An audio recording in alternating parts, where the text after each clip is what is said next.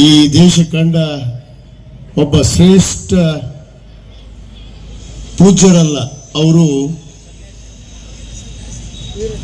ವೀರ ಸನ್ಯಾಸಿ ಆದಂತ ಮಹಾತ್ಮರಾದಂಥ ಸ್ವಾಮಿ ವಿವೇಕಾನಂದ ಅವರ ಒಂದು ಜನ್ಮದಿನ. ಆ ಜನ್ಮದಿನವನ್ನ ನಮ್ಮ ವಿಶ್ವ, ನಮ್ಮ ಭಾರತ ದೇಶ ಯುವಕರ ದಿನಾಚರಣೆಯನ್ನಾಗಿ ಇವತ್ತು ಆಚರಿಸಿಕೊಳ್ತಾ ಇದ್ದೇವೆ. ಅದಕ್ಕೆ ನಾನು ಮೊದಲೆದ್ದು ನಮ್ಮ ದೇಶದ, ನಮ್ಮ ನಾಡಿನ, ನಮ್ಮ ಹೆಮ್ಮೆಯ ಹುನಗುಂದ ಹಾಗೂ ಇಳಕಲ್ ತಾಲೂಕಿನ ಸಮಸ್ತ ಯುವಕರಿಗೆ ಯುವ ದಿನಾಚರಣೆಯ ಶುಭಾಶಯಗಳನ್ನು ನಾನು ಕೋರಕ್ಕೆ ಇಚ್ಛೆ ಪಡ್ತೇನೆ. ಸ್ವಾಮಿ ವಿವೇಕಾನಂದ ಅವರು ಒಂದು ಮಾತನ್ನು ಹೇಳ್ತಾರೆ, strength is life, weakness is death ಅಂತ ಹೇಳಿ. ಇದರ ಅರ್ಥ ಏನು, ಅರ್ಥ ಆಯ್ತು ಇಲ್ಲೋ ಗೊತ್ತಿಲ್ಲ, ಅದನ್ನ ಕನ್ನಡದಾಗೂ ಹೇಳ್ತೀನಿ. Strength is life, weakness is death ಅಂತ. ಶಕ್ತಿಯೇ ನಿಮ್ಮ ಜೀವನ, ನಿಮ್ಮ ದೌರ್ಬಲ್ಯವೇ ನಿಮ್ಮ ಮರಣ ಅಂತ ಹೇಳ್ತಾರೆ. ಇವತ್ತು ತಾವೆಲ್ಲ ಯುವಕರಲ್ಲಿ ಕೂತಿದ್ದೀರಿ. ಇವತ್ತು ನಾವು ಈ ಇಳಕಲ್ ಪ್ರೀಮಿಯರ್ ಲೀಗ್ 8ರ ಒಂದು ಬಹುಮಾನ ವಿತರಣೆ ಸಮಾರಂಭದಲ್ಲಿ ಪಾಲ್ಗೊಂಡಿದ್ದೀವಿ. ಕಳೆದ 38 ದಿವಸಗಳ ಕಾಲ ಇವತ್ತೇನು ಸುಮಾರು 14 ತಂಡದ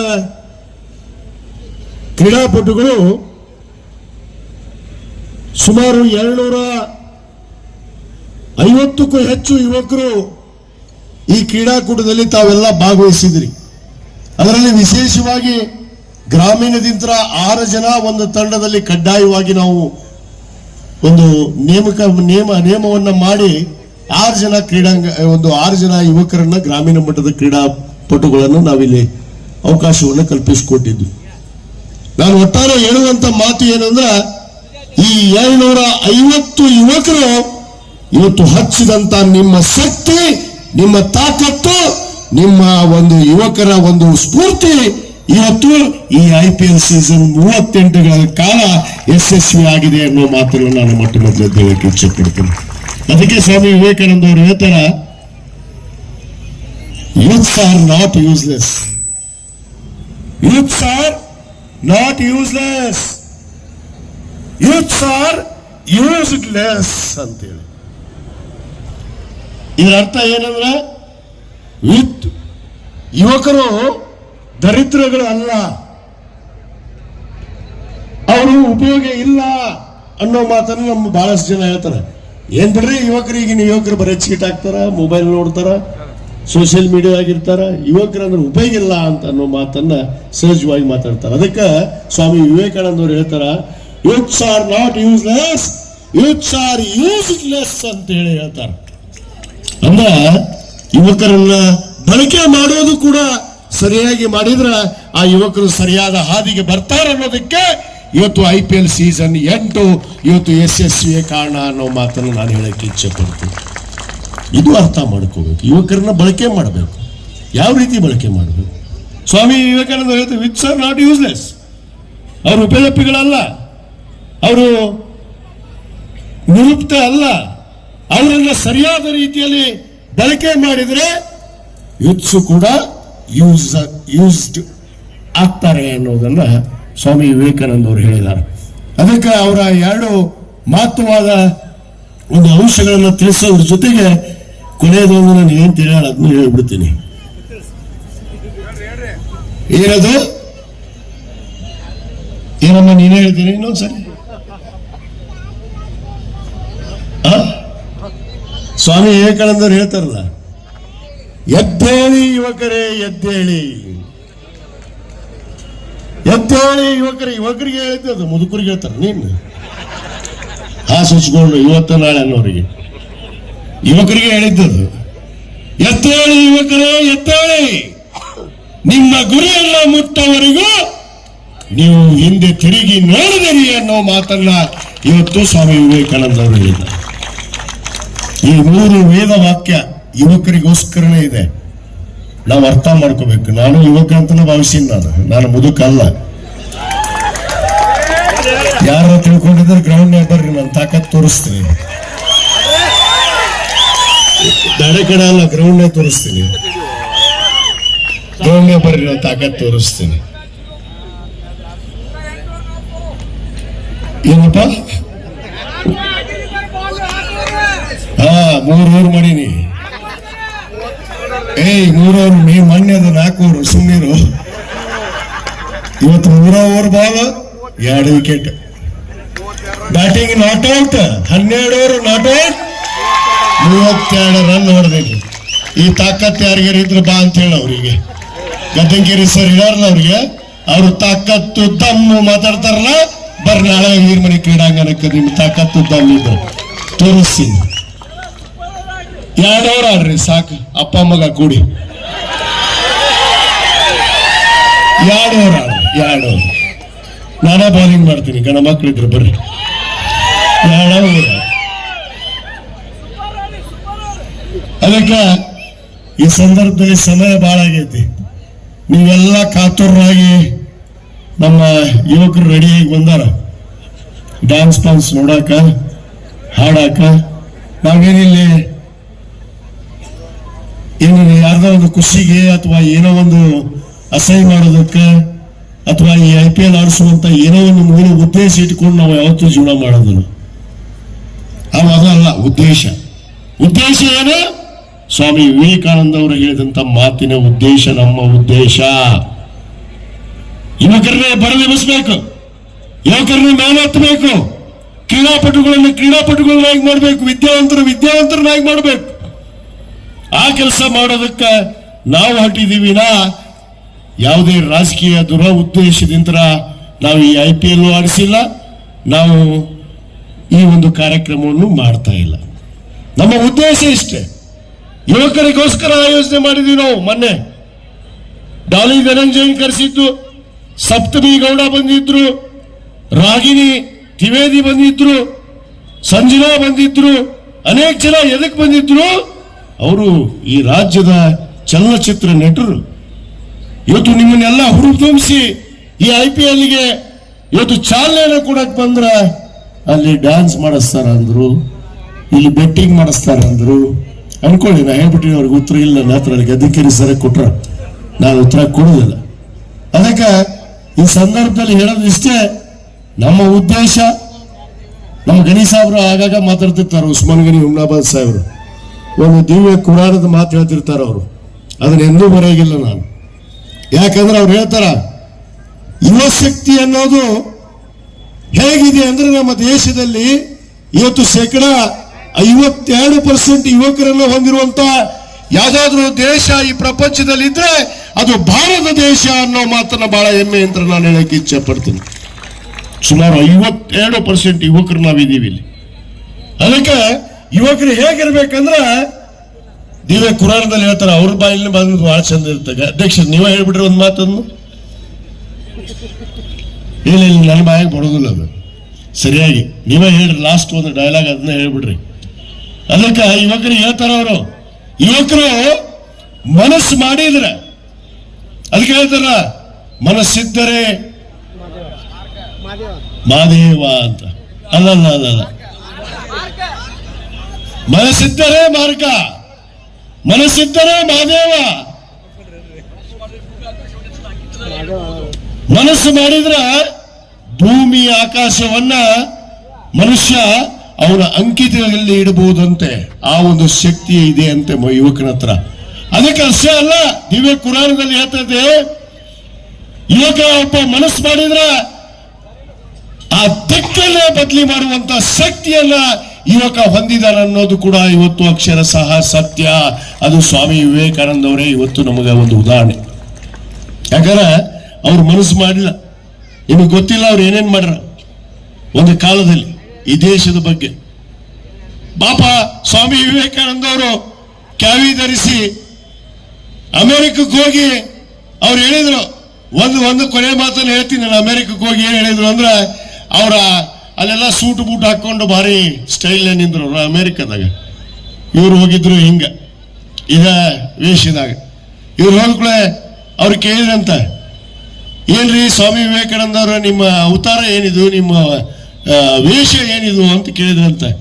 ಅದಕ್ಕೆ ಅವ್ರು ಹೇಳ್ತಾರ ಅಮೆರಿಕದವರಿಗೆ, ಸ್ವಾಮಿ ವಿವೇಕಾನಂದ ಅವರು, ನಮ್ಮ ಹಾಕಿರುವ ಈ ಬಟ್ಟೆ ನೋಡಿ ನಮ್ಮ ಮನಸ್ಸನ್ನು ಅಳೆಯೋದಕ್ಕೆ ನಿಮ್ಗೆ ಆಗೋದಿಲ್ಲ ಅಮೆರಿಕದವರಿಗೆ, ನಮ್ಮ ಒಳಗಿನ ಮನಸ್ಸು ಒಕ್ಕನ್ನು ನೋಡ್ರಿ, ನಿಜವಾದ ಭಾರತೀಯರ ಹತ್ರ ಇರುವಂತ ಆ ಮನಸ್ಸಾಕ್ಷಿ, ಒಂದು ಸ್ಫೂರ್ತಿ, ಆ ದೇಶಭಕ್ತಿ, ಜಾತ್ಯತೀತ ಮನೋಭಾವನೆ ಹೇಗಿದೆ ಅನ್ನೋದನ್ನ ನೋಡ್ರಿ ಅಂತ ಹೇಳಿದ್ರು. ಆದ್ರ ಅವ್ರು ಕಾವ್ಯ ಹಾಕ್ಯಾರ ಕೂಡ ಒಂದಿಷ್ಟು ಮಂದಿ, ಈ ಕಾವ್ಯ ಮಂದಿ ಹೊಂಟತ್ತಲ್ಲ ಬಹಳ ಮಂದಿ ನೋಡ್ರಿಲ್ಲ ನೀವು, ಕೇಸರಿ ಧ್ವಜ ಹಿಡ್ಕೊಂಡು ಕೇಸರಿ ಧ್ವಜ ಹಿಡ್ಕೊಂಡು ಒಂದಿಷ್ಟು ಮಂದಿ ಹೊಂಟರಲ್ಲ ಈಗ ದೇಶದಾಗ. ಅವರಿಗೆ ಭಾರತ ದೇಶದ ಧ್ವಜ ಬೇಡ, ಅವರಿಗೆ ತ್ರಿವರ್ಣ ಧ್ವಜ ಬೇಡ, ಕೇಸರಿ ಬಿಳಿಯ ಹೆಸರು ಬೇಡ ಅವರಿಗೆ, ಅವ್ರು ಕೇಸರಿ ಅಟ್ಟ ಬೇಕು ಅವ್ರಿಗೆ. ಅವರೇ ಸ್ವಾಮಿ ವಿವೇಕಾನಂದರ ಅವ್ರ ಪರವಾಗಿ ಮಾಡ್ಕೊಂತಾರ, ಛತ್ರಪತಿ ಶಿವಾಜಿ ಅವ್ರನ್ನ ಅವ್ರ ಪರವಾಗಿ ಮಾಡ್ಕೊತಾರ. ಇವರೆಲ್ಲ ಜಾತ್ಯತೀತ ಮನೋಭಾವನೆಯನ್ನು ಉಳ್ಳುವಂತ ಇವತ್ತು ಈ ದೇಶದ ಸ್ವಾತಂತ್ರ್ಯಕ್ಕಾಗಿ ಹೋರಾಟ ಮಾಡಿದ್ರು, ಈ ದೇಶದ ಅಭಿವೃದ್ಧಿಗಾಗಿ ಅವರು ಸ್ಮರಿಸಿದ್ರು ಅನ್ನೋದನ್ನು ನಾವು ಮರಿಬಾರ್ದು. ಆದ ಕಾರಣ ಬಂಧುಗಳೇ, ವಿಚಾರಗಳು ಬಹಳ ಅದಾವು, ಬಹಳಷ್ಟು ದೂರ ಹೋಗುತ್ತೆ, ಸಮಯ ನಾನು ಹೆಚ್ಚಿಗೆ ತೆಗೆದುಕೊಳ್ಳೋದಿಲ್ಲ. ಈಗಾಗಲೇ ನಮ್ಮ ಅನೇಕ ವಿಜಯ ಮಹಂತೇಶ್ ಗದ್ದರಿಕೇರಿ ಅವರು ಇರ್ಬೋದು, ನಮ್ಮ ಹುಡುಗರು ಸ್ಪೋರ್ಟ್ಸ್ ಅಂಡ್ ಕಲ್ಚರ್ ಅಸೋಸಿಯೇಷನ್ ನಮ್ಮ ಉಪಾಧ್ಯಕ್ಷರಾದಂತಹ ಸನ್ಮಾನ್ಯ ಶಿವಾನಂದ ಮುಚ್ಕಂಡಿ ಗುರುಗಳು, ನಿವೃತ್ತ ಪ್ರಾಧ್ಯಾಪಕರು, 66 ವಯಸ್ಸನ್ರಿ ಸರ್ ಈಗ 68, ಎರಡು ಕಡಿಮೆ ಹೇಳಿದ್ ನಾನು. 68 ವಯಸ್ಸಿನಲ್ಲಿ ನೀವೆಲ್ಲರೂ ಕ್ರೀಡಾಪಟುಗಳು ನಿಜವಾಗಲೂ ಯಾರಿಗಾದ್ರೂ ಗೌರವ ಸಲ್ಲಿಸಬೇಕಂದ್ರೆ ಅದು ನಾನು ವಿಜಯಾನಂದ ಕಾಶ್ಯಪ್ನವ್ರಿಗೆಲ್ಲ ಸನ್ಮಾನ್ಯ ಶಿವಾನಂದ ಮುಚ್ಕಂಡಿ ಅವರಿಗೆ ನೀವು ಧನ್ಯವಾದಗಳನ್ನ ಅಭಿನಂದನೆಯನ್ನ ಸಲ್ಲಿಸಬೇಕು ಅಂತ ಹೇಳ್ತೀನಿ.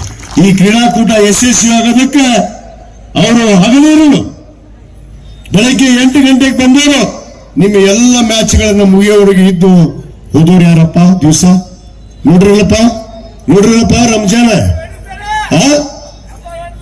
ಅವರಿಗೆ ಅಭಿನಂದನೆಯನ್ನು ಸಲ್ಲಿಸಬೇಕು.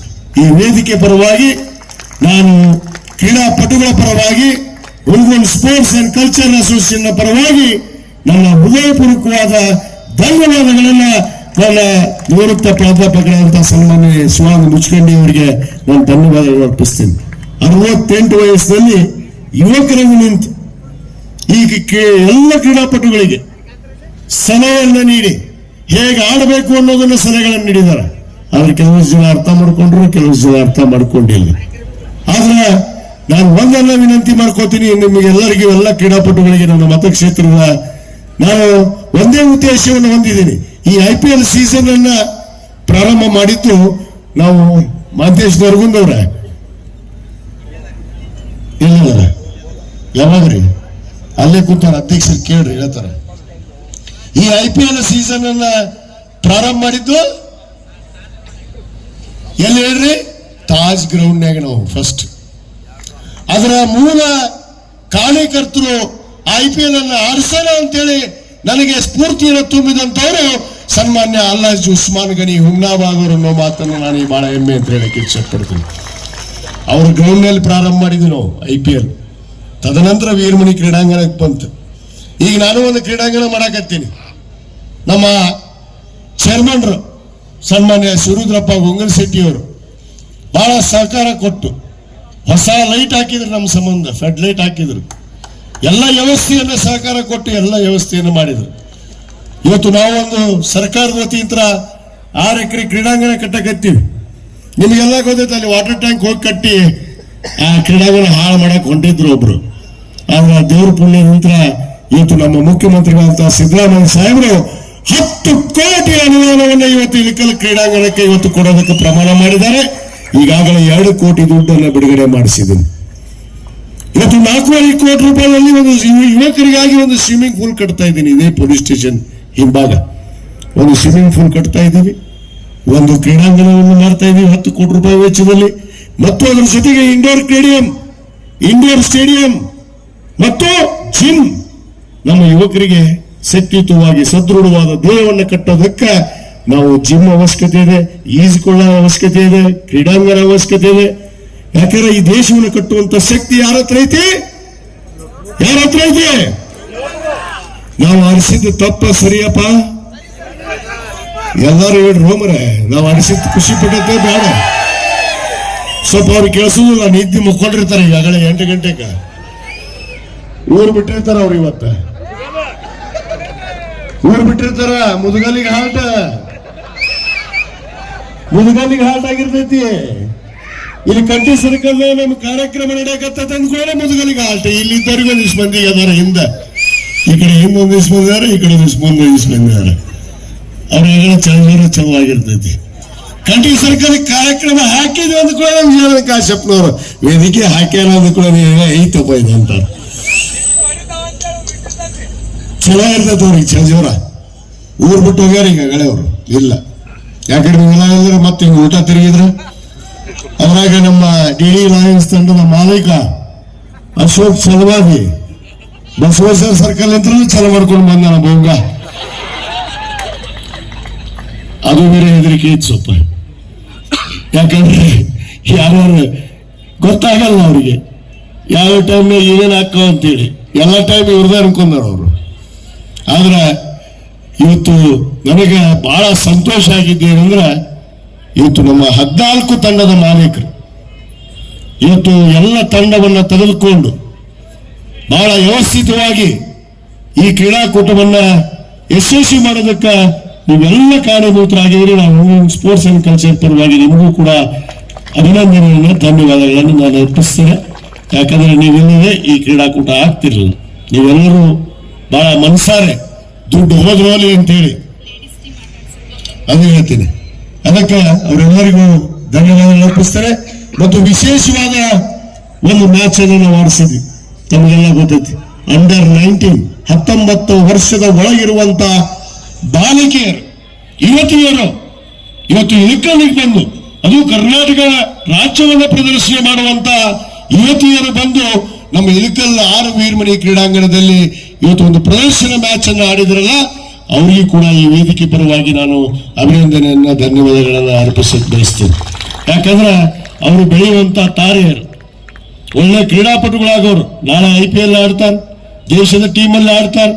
ಅಂತ ಯುವತಿಯರು ಒಬ್ಬಾಕೆ 13 ವರ್ಷದ ಯುವತಿ, ನನ್ನ ಮಗಳು 13 ವರ್ಷ ಐತಿ. ನನ್ನ ಮಗಳು ಇಲ್ಲದ ಸಮೀಕ್ಷಾ 13 ವರ್ಷದ ಯುವತಿ ಇವತ್ತು ಹೆಂಗಾಡಿದ್ಲಿ ನೀವು ನೋಡ್ಬೇಕಾಗಿತ್ತು. ಸಮೀಕ್ಷಾ 41 ರನ್, ಎಷ್ಟು ವಿಕೆಟ್ ತಗೊಂಡ್ರಿ ಸರಿಗೆ? 3 ವಿಕೆಟ್ ಅನ್ನು ತಗೊಂಡ್ಲು. 3 ವಿಕೆಟ್, 13 ವರ್ಷದ ಯುವತಿ.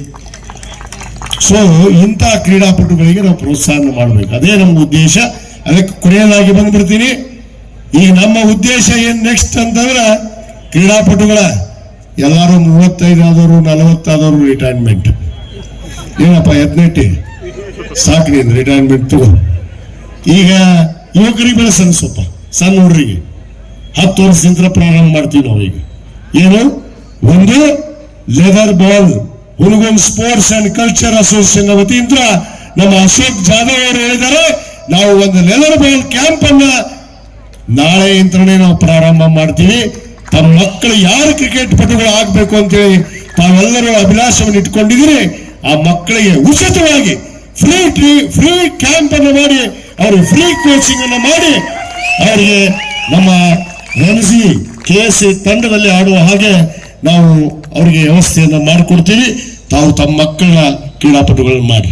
ಬರೀ ಕ್ರಿಕೆಟ್ ಅಂತ ಹೇಳೋದಿಲ್ಲ ನಾನು, ನಮ್ಮ ದೇಶೀಯ ಕ್ರೀಡೆ ನಾವು ಹಾಕಿ ಐತಿ, ಕಬಡ್ಡಿ ಐತಿ, ಖೋ ಖೋ ಐತಿ. ಯಾವ್ದಾದ್ರು ಕ್ರೀಡೆಯಲ್ಲಿ ತಮ್ಮ ಮಕ್ಕಳನ್ನ ಬಿಡ್ರಿ. ನಾವು ಕಬಡ್ಡಿನೂ ಬರ್ತೀವಿ. ಈಗ ಕೆಲವು ದಿನಗಳಲ್ಲಿ ಒಂದು 6 ತಿಂಗಳಲ್ಲಿ ಪ್ರೋ ಕಬಡ್ಡಿಯನ್ನ ಇದೇ ಇಳಕಲ್ 6 ವೀರಮಣಿ ಕ್ರೀಡಾಂಗಣದಲ್ಲಿ ನಾವು ಮಾಡ್ತೀವಿ. ಪ್ರೋ ಕಬಡ್ಡಿಯನ್ನ ಮಾಡ್ತೀವಿ, ಖೋ ಖೋನು ಕಂಡಕ್ಟ್ ಮಾಡ್ತೀವಿ, ಎಲ್ಲ ಕ್ರೀಡೆಯನ್ನ. ಯಾಕಂದ್ರೆ ಇವತ್ತು ನಾನು ಇಷ್ಟು ಸದೃಢವಾಗಿ ಗಟ್ಟಿ 54 ನನಗೂ ವಯಸ್ಸು. ನೀವು ರಿಟೈರ್ ತೋರಿ ಅನ್ಬೋದು ನೀವು, ಆದ್ರ ನನ್ನಲ್ಲಿ ಐತಲ್ಲ ತಾಕತ್ತು ದಮ್ಮ. ಇನ್ನ ಕ್ರೀಡಾಂಗಣ ಬರ್ರಿ ತೋರಿಸ್ತೀನಿ ನಾನು. ಇಬ್ರಾಹಿಂ ನೀವೊಬ್ಬನ ಹೊಡಿತೀನಿ 6, ನಾನು ನಿನ್ನಂಗೆ ಪ್ರಾಕ್ಟೀಸ್ ಮಾಡಿದ್ರ ನಿನಕ್ಕಿಂತ ಡಬಲ್ ಹೊಡಿತೀನಿ ಗ್ರೌಂಡ್ ಆಡಿಸಿ. ಏನು ಅದಕ್ಕೆ ಆ ಕ್ರೀಡೆಯನ್ನು ಮನೋಭಾವನೆ ಒಳಗಿತ್ತು ಅಂದ್ರ ಮನುಷ್ಯನಿಗೆ ಒಂದು ದೊಡ್ಡ ಶಕ್ತಿ ಅದು. ಅದಕ್ಕೆ ನಾನು ಯುವಕರಲ್ಲಿ ಬೇಡ್ಕೋತೀನಿ, ನೀವು ಕ್ರೀಡೆಯಲ್ಲಿ ತೊಡಕೊಳ್ರಿ, ಯಾವುದೋ ಒಂದು ಆಟ ಆಡ್ರಿ. ಅದು ಟೇಬಲ್ ಟೆನ್ನಿಸ್ ಆಡ್ರಿ, ಬಾಲ್ ಬ್ಯಾಡ್ಮಿಂಟನ್ ಆಡ್ರಿ, ಶಟಲ್ ಕಾಕರ್ ಆಡ್ರಿ, ಕಬಡ್ಡಿ ಆಡ್ರಿ, ಖೋ ಖೋ ಆಡ್ರಿ, ಯಾವ್ದ್ರ ಒಂದು ಆಟ ಆಡ್ರಿ. ಮತ್ತು ಇಲ್ಲಿ ವೇದಿಕೆ ಮೇಲೆ ಕುಂತಂತವ್ರು ಬೇರೆ ಆಟ ಆಡೋದಲ್ಲ, ಅಲ್ಲಿ ಆಟ ಆಡೋದು, ಗ್ರೌಂಡ್ನಾಗ ಆಟ ಆಡೋದು ಹೇಳಕತ್ತೀನಿ ನಾನು. ನನಗೆ ಆ ಆಟ ಕೇಳಾಕತ್ತಿಲ್ಲ, ಮತ್ತೆ ಇಲ್ಲಿ ನನ್ನ ನೋಡಾಕತ್ತಾರೆ ಆ ಆಟ ಹೇಳ್ತಂತಡಿ ಅಂತೇಳಿ ಒಂದು ಇಸ್ಕೊಂಡು ಹೇಳಾರ ಇಲ್ಲಿ. ಆ ಆಟನೂ ಭಾಳ ಚಂದ ಆಡ್ತಾರ. ಅದು ಆಟ ಆಡೋದ್ನಾಗ ಅದು ಆಡ್ರಿ, ಆದ್ರೆ ಹಗಲತ್ತಿ ಈ ಆಟ ಆಡ್ರಿ. ಅದಕ್ಕೆ ಈ ಆಟನೂ ಆಡೋದನ್ನ ತಾವು ಕಲಿಬೇಕು ಅಂತ ಹೇಳಿ ಹೇಳ್ತಾ, ನಾವು ಖಂಡಿತವಾಗಿ ಒಂದು ಲೆದರ್ ಬಾಲ್ ಟೂರ್ನಮೆಂಟ್ ಅನ್ನ ಮಾಡಬೇಕು ಅಂತೇಳಿ ನಾವು ನಮ್ಮ ಮುಚ್ಕಂಡಿ ಸರ್, ನಮ್ಮ ಅಶೋಕ್ ಜಾಧವ್ ಅವರು ಬಂದಾರ, ನಮ್ಮ ಕ್ರೀಡಾ ನಿರ್ದೇಶಕರಿದ್ದರು ಅವರು. ಈಗ ನಮ್ಮ Karnataka state cricket association tennis ball ನ ಸಂಚಾಲಕರಾಗಿ ಕೆಲಸ ಮಾಡ್ತಾರ. ನಮ್ಮ ಇವರು ಬರಬೇಕಾಗಿತ್ತು, ನಮ್ಮ ಹಕೀಂ ಮೇಡಮ್ ಅವರು ನಮ್ಮ ರಾಜ್ಯದ ಟೆನಿಸ್ ಬಾಲ್ ಕ್ರಿಕೆಟ್ ಅಸೋಸಿಯೇಷನ್ ಅಧ್ಯಕ್ಷರಿದ್ದಾರೆ. ಅವರೇ ನನ್ನ ಉತ್ತರ ಕರ್ನಾಟಕ ಟೆನಿಸ್ ಬಾಲ್ ಅಸೋಸಿಯೇಷನ್ ಅಧ್ಯಕ್ಷನಾಗಿ ನಮಗೂ ಕೂಡ ಇವತ್ತು ನೇಮಕ ಮಾಡಿದ್ದಾರೆ. ನಾನು ಟೆನಿಸ್ ಬಾಲ್ ಅಷ್ಟೇ ಅಲ್ಲ, ಲೆದರ್ ಬಾಲ್ ಎಲ್ಲ ಕ್ರೀಡೆಗೆ ನಾವು ಖಂಡಿತವಾಗಿ Hunsur sports and culture association ಅಡಿಯಲ್ಲಿ ನಾವು ಮುಂದೆ ಈ ಒಂದು ಆಟಗಳನ್ನ ಆಡ್ತೀವಿ ಅಂತ ಹೇಳಿ, ಆಡಿಸ್ತೀವಿ ಅಂತ ಹೇಳಿ, ಪ್ರೋತ್ಸಾಹ ಮಾಡ್ತೀವಿ ಅಂತ ಹೇಳಿ ಹೇಳ್ತಾ, ಈ ಮುಂದಿನ ಕಾರ್ಯಕ್ರಮ ನಮ್ಮ ಮನೋರಂಜನೆ, ನಮ್ಮ ಬದಾಮಿ ಅವರು ಬಂದಾರ, ಮತ್ತೆ ಯಾರು ವಿಶೇಷ ನಮ್ಮ ಬಿಗ್ ಬಾಸ್ ಎಲ್ಲದರ ಬರಾಕತ್ತಾರ, ಬಾಳೆ ನಿಪ್ನಾಳ ನಾ ಡ್ರೈವರ, ಓ ಸಾಂಗ್ ನಾ ಡ್ರೈವರ್ ಆಡಿದವ್ರು ಬರಾಕತ್ತಾರ ಈಗ. ನನ್ನ ಫೇವ್ರೆಟ್ ಸಾಂಗ್ ಅದು. ಅದಕ್ಕೆ ಅವರೆಲ್ಲ ಬರ್ತಾರ. ತಾವು ಯಾರು ದಯವಿಟ್ಟು ಗಲಾಟೆ ಮಾಡಬೇಡ್ರಿ, ಶಾಂತಯುತವಾಗಿ ಕೂತ್ಕೊಂಡು ಆ ಒಂದು ಮನೋರಂಜನೆ ಕಾರ್ಯಕ್ರಮವನ್ನು ಕೂಡ ತಾವೆಲ್ಲ ಯಶಸ್ವಿಗೊಳಿಸಬೇಕು ಅಂತ ಹೇಳಿ ವಿನಂತಿ ಮಾಡಿಕೊಂಡು, ಮತ್ತೊಮ್ಮೆ ಈ ವೇದಿಕೆಗೆ ನಮ್ಮ ಏನು ಗೌರವಾನ್ವಿತ ಅತಿಥಿಗಳು ಬಹಳಷ್ಟು ಜನ, ಎಲ್ಲರ ಹೆಸರು ತಗೊಳ್ಳಿಲ್ಲ ನಾನು, ನನ್ನ ಪತ್ನಿ ಆದಿಯಾಗಿ, ಯಾಕಂದ್ರೆ ನನ್ನ ಧರ್ಮ ಪತ್ನಿ ಅವರು KPCC ಜನರಲ್ ಸೆಕ್ರೆಟರಿ, ಅಖಿಲ ಭಾರತ ವೀರಶೈವ ಲಿಂಗಾಯತ ಮಹಾಸಭಾದ ಮಹಿಳಾ ಅಧ್ಯಕ್ಷರು, ಅವರು ಕೂಡ ಬಂದು ಉದ್ಘಾಟನೆ ಮಾಡಿದ್ರೆ ಅವರಿಗೂ ಧನ್ಯವಾದಗಳನ್ನ. ನಮ್ಮ ಪುಂಡ್ಲಿಕ್ ಶಾಸ್ತ್ರಿ ಅವರು, ನಮ್ಮ ಕೂಡ ಅವರು ಇಲ್ಲೇ ಬುಡುಬುಡಿಕೆಯವರು, ನಮಗೆಲ್ಲ ಭವಿಷ್ಯ ನುಡಿದಾರ ಅವರು, ಹಾಲಕ್ಕಿ ನುಡಿದಂತೆ ನುಡಿದಾರ. ಈಗ ನಮಗೆ ಈ ಮಾರ್ಚಿಕ್ ಮಂತ್ರಿ ಹಾಕಿ ಅಂತ ಹೇಳಿರಿ ನೋಡ್ರಿ, ಶಾಸ್ತ್ರಿ ಅವರ ಬಿಡದೆ ಎಲ್ಲ ಬರ್ತೀನಿ, ನಿಮ್ಮ ಹತ್ರ ಬಂದು ಕೂರ್ತೀನಿ. ನಮ್ಮ ಶಾಸ್ತ್ರಿಗಳು ಬಂದು ಪಾಪ ಈ ಕಾರ್ಯಕ್ರಮದಲ್ಲಿ ಪಾಲ್ಗೊಂಡಿದ್ದಾರೆ. ಮತ್ತು ನಮ್ಮ ಅಲ್ಲಾಜಿ ಉಸ್ಮಾನ್ ಗಣಿ ಹುಮ್ನಾಬಾದ್ ಸಾಹೇಬರು ಬಂದಿದ್ದಾರೆ, ಅವರಿಗೂ ಧನ್ಯವಾದಗಳು. ನಮ್ಮ ಶಿವರುದ್ರಪ್ಪ ಗಂಗನ್ ಶೆಟ್ಟಿ ಅವರು ಬಂದಾರೆ, ಅವರಿಗೂ ಧನ್ಯವಾದಗಳು. ಅರುಣ್ ಬಿಜ್ಜಲ್ ಸಾಹೇಬರು ಬಂದಾರೆ, ಅವರಿಗೂ ಧನ್ಯವಾದಗಳು. ನಮ್ಮ ಶರಣಪ್ಪನ ಅಮ್ದಾಳ್ ಬಂದಾರೆ, ಅವರಿಗೂ ಧನ್ಯವಾದಗಳು. ಮತ್ತು ನಮ್ಮ ಅಬ್ದುಲ್ ರಜಾಕ್, ಹೌದೌದು, ದಯವಿಟ್ಟು ಒಂದು ವಿನಂತಿ, ಯಾರು ಅಸಭ್ಯ ಹಾಡುಗಳಿಗೆ ಒತ್ತಾಯ ಮಾಡಬೇಡ್ರಿ, ಅವ್ರಿಗೂ ನಾವು ವಿನಂತಿ ಮಾಡ್ಕೊಂಡಿವಿ. ಈಗಾಗಲೇ ಕೆಲವಷ್ಟು ತೊಂದರೆಗಳಾಗಿದ್ದಾವೆ. ಒಳ್ಳೆ ಹಾಡು ಹಾಡ್ರಿ, ಒಳ್ಳೆ ಪ್ರದರ್ಶನ ಕೊಡ್ರಿ. ಯಾಕಂದ್ರೆ ಎಲ್ಲೆಲ್ಲೋ ಬೇರೆ ಬೇರೆ ಹಾಡು ಹಾಡಿ ಮತ್ತೆ ಅದೇನಂತಾರಲ್ಲ, ಹಾಡ್ಕೊಳ್ಳೋರ ಬಾಯಿಗೆ ಮತ್ತಿಟ್ಟು ಏನೋ ಹಾಕಿದಂಗೆ ತುಪ್ಪ ಸುರಿದಂತ ಅವ್ರು ರೆಡಿ ಅದಾರ. ಯಾಕಂದ್ರೆ ಅವ್ರಿಗೆ ತಾಕತ್ತು ಇಲ್ಲ, ದಮ್ಮು ಇಲ್ಲ. ಒಂದು ಕ್ರೀಡಾಕೂಟ ಮಾಡೋದಿಲ್ಲ, ಒಂದು ಪ್ರತಿಭಾ ಪುರಸ್ಕಾರ ಮಾಡೋದಿಲ್ಲ, ಒಂದು ಉದ್ಯೋಗ ಮೇಳ ಮಾಡೋದಿಲ್ಲ, ಒಂದು ಆರೋಗ್ಯ ಶಿಬಿರ ಮಾಡೋದಿಲ್ಲ. ಇವ್ರ ಸಣ್ಣದಾಗ ಗೊತ್ತಿಲ್ಲ, ಮಾಡಿದವರಿಗೆ ಹೇಳ್ಕೊಳ್ಳೋದು, ಮಾಡಿದ್ರೂ ಹೇಳ್ಕೊಳ್ಳೋದು. ಇವು ಹೇಳ್ಕೊಳ್ಳೋದು ಬಿಟ್ಬಿಟ್ಟು ನಾನು ಅವ್ರ ಕೈ ಹೊಯ್ಕೊಂತ ಹೋದವರು.